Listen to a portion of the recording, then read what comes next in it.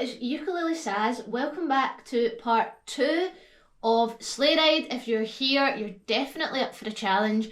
But if you have not seen part 1, definitely check that out because that is going to lay down the groundwork for this part of the video here.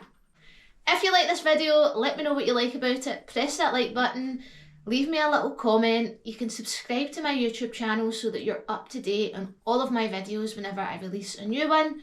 And if you really like my stuff, you can check out my Buy Me a Coffee page where you can buy me a coffee, or what you can do is join one of my membership tiers, the Tab Shack or the Jam Hut, where you'll get access to all of my lesson materials, theory nuggets, weekly challenges, live lessons and more. So thank you so much for those of you that are already part of that. Let's jump in and get started on part 2. Okay, so just a little bit of a recap on part 1. So we are playing Sleigh Ride and we've realised that it's the same chord progression throughout the full song. So you've got C, A minor, D minor and G7 or G. It doesn't matter which. Now, when we play that, we're doing 2 beats of each. So C for 2, A minor for 2, D minor for 2 and G for 2. And that is how we play the song. Now, that's all we're going to do today. In fact, we're going to strip it back further. We are going to do just 1 strum of each chord today because what we are going to focus on is the key change of the song. You might be thinking, what is a key change? Well, in music, a key change is when we shift everything to a different key. So it'll be a different family of chords that we use. Now, in this song, what we can feel is that the music gets higher and higher. So we've got ring-a-ling-a-ling-a-ding-dong-ding, ring-a-ling-a-ling-a-ding-dong-ding, ring-a-ling-a-ling-a-ding-dong-ding. Excuse my dodgy singing, but you get the gist. You can feel that the music lifts and lifts. And that is what we're doing there, is we are lifting the key of the music. So if we start in the key of C, we're going to move up to C sharp, we're going to move up to D sharp. Whichever key you start in, you will gradually make that become higher and higher. This is a little bit more of a theory nugget lesson, and there's also some tricky concepts in here, but the most important thing to understand is what is actually happening. So if you're playing C, and you want that to go higher, you can hear that I'm playing the same order and pattern of chords, but everything has just moved up slightly. You can check out your musical alphabet. If you don't know that, then that's a really cool thing for you to check out, and hopefully this will give you a little bit of an understanding of that as well. So a different key is essentially a different family of chords. If we move the key up, then it's going to be higher. If we move it down, then it's going to be lower. And the good thing about this song is we're not jumping to different keys all over the place. We're shifting up a semitone at a time. So we're gradually getting higher and higher. Because we started this song in the key of C, we're going to continue from there and we're going to gradually build it up from the key of C. So hopefully this will maybe expand your knowledge on how music works and how keys work and how different chord shapes work as well. Now we know that a key is a different family of chords. We know that if we're changing key, we're getting higher, we're shifting up by a musical semitone at a time. What does that mean for what we play on the ukulele? You might be thinking, oh, there's going to be all these different chord shapes on there, and potentially there can be, but here's a little bit of a musical secret for you. Every shape that you know on the ukulele, your C shape, your A minor, your D minor, your G7, every shape that you play down here, as you gradually move that down the fretboard, as you move it up a fret at a time, you're actually shifting up. You're shifting up the pitch, a semitone higher each time. So that's what we're going to look at today, and I'll give you a couple of examples just now. We'll start with C. The song is played in the key of C. Well, the way I play it. So we're playing C, A minor, D minor, and G7. Now, I want to shift that up a semitone. So instead of playing C, I would like to play C sharp. I would like to play A sharp minor. I would like to play D sharp minor, and I would like to play G sharp 7. You might be thinking, what on earth do those chords look like? So here's one example. When I play C here, I'm going to move everything up. So my C is going to be on fret 4, and instead of being on 0, here, everything goes to 1. So if we're 0, 0, 0, 3, now everything becomes 1, 1, 1, 4. That's C sharp. So C, C sharp, we move it up one more, D, D sharp, E, F, there's no sharps and flats between E and F sharp, G, and so on and so on. And that works for everything. Let's do A minor, move everything up one, A sharp minor, B minor, C minor, because there's no sharps and flats between B and C, C sharp minor, D minor, and so on and so on and so on. So it's really, really cool. Now what that also means is that actually there's lots of different ways to shift up and down the fretboard. We're going to look at 2 different ways to do this. We're going to look at using the original shapes that we have been using, and then I'm going to show you another way to play these shapes slightly further up the fretboard.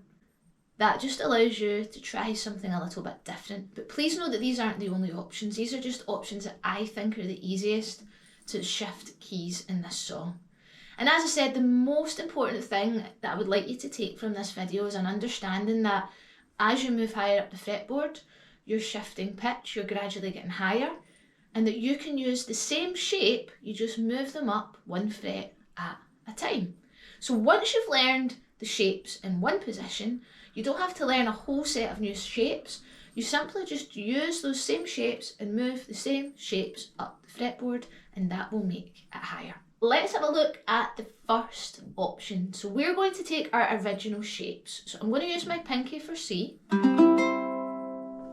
We're going to take A minor, D minor, and G7. And now we're going to change that to the key of C sharp. So everything has to move up. So C is on fret 4, on the 1st fret. I keep everything barred on the 1st fret the full time. The A minor moves from fret 2 to fret 3.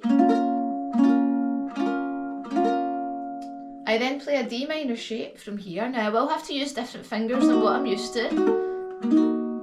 Just barring again the 1st fret, but playing that D minor shape with the other 3 fingers. And then from here, moving down to a G7. You can practice this by using those fingers down in the first key of C. So rather than playing C here, A minor with the middle finger, etc., you're going to play C with the pinky, A minor with the ring, D minor with your middle finger, ring and pinky, and then to G7. Because we always need that pointy finger to become our bar chord. If you'd like a video on bar chords and how to play those, because I know that's a big hurdle for people, please let me know in the comments. So we then C, A minor, D minor, G7. And we move that up. You can hear that it's the same pattern of chords the full way through.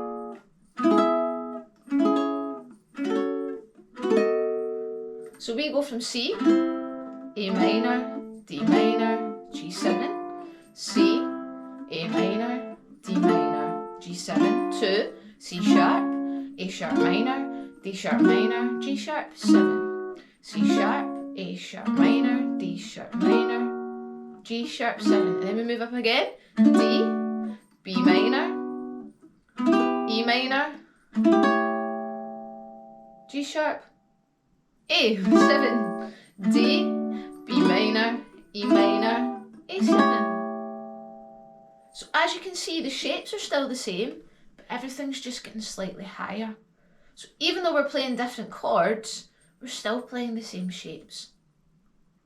So that's option 1. Option 2 of the song is slightly trickier. For the C chord, we're going to play what would normally be an A shape, again keeping this finger free. we're playing on the 3rd fret. That's our C. Now from here we're going to add our pinky on the 3rd string, the E string, and that's our A minor, which is kind of like A, and F sharp minor. We've just moved it up. C, F sharp minor, C, F sharp minor, and this is all on fret 3. We're then going to shift up to fret 5 and put our finger down 2 frets ahead of that on fret 7. That's D minor, just like the A minor shape. And this time I'm going to play G just so that I can stay within the 5th fret. The G7's a little bit awkward here. So we're going to do what would normally be a D chord on fret 5 and 7. And that's G. Now this one's a little bit harder because we have to go between 2 frets, which actually makes jumping around a little bit trickier. So you've got C in the A shape. You've got A minor in the F sharp minor shape. You've got D minor in the A minor shape, and then G in the D shape. So C, A minor, D minor, and G. C, A minor, D minor, and G. Now when I move up, everything that was on fret 3 becomes fret 4. And everything that was on fret 5 becomes fret 6. So a little bit more jumping about to do here.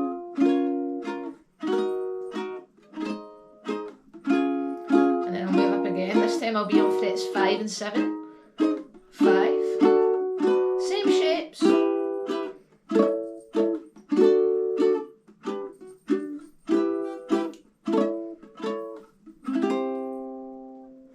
And that's what we do to shift keys to move up. Still the same 4 shapes, we just gradually move those up the fretboard.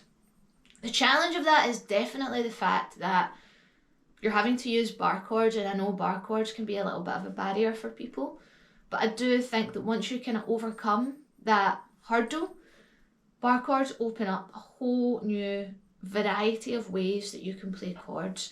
I could also play different ways. I could also play C. I could play a minor here. I'll do my D minor back here, and then I could do G up here. I could do C, A minor, A minor. I could do D minor, and G. These are all different bar chord ways, but notice how there's a little bit more jumping around. The options are endless, and I think once you start to understand the fact that a shape is a shape, like this isn't the C chord shape, this is just a major chord shape. C major, C sharp, D, D sharp, E. Same with everything, D, D sharp, E, F, F sharp. Once you grasp that concept, then it does open up a whole new world of possibilities for you.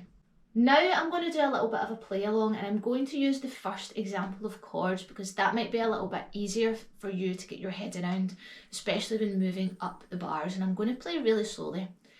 You'll see on the song sheet exactly when we change. It's normally after the second ring-a-ling-a-ling-a-ding-dong-ding. And that's when you start to shift everything up. So starting from our normal C, so it goes 1, 2, 3, and sleigh bells ringing, ring, ting, tingling too. Come on, it's lovely weather for a sleigh ride together with you. Outside the snow is falling and friends are calling you. Come on, it's lovely weather for a sleigh ride together with you. Ring-a-ling-a-ling, ding-dong-ding. One more, then key change. A-ling-a-ling-a-ling. Everything shifts now. Ring-a-ling-a-ling-a-ding-dong-ding. Same shapes. Ring-a-ling-a-ling-a-ding. Our cheeks are nice and rosy and comfy and cozy are we. We're snuggled up together like birds of a feather would be. Let's take the road before us and sing a chorus or two. Come on.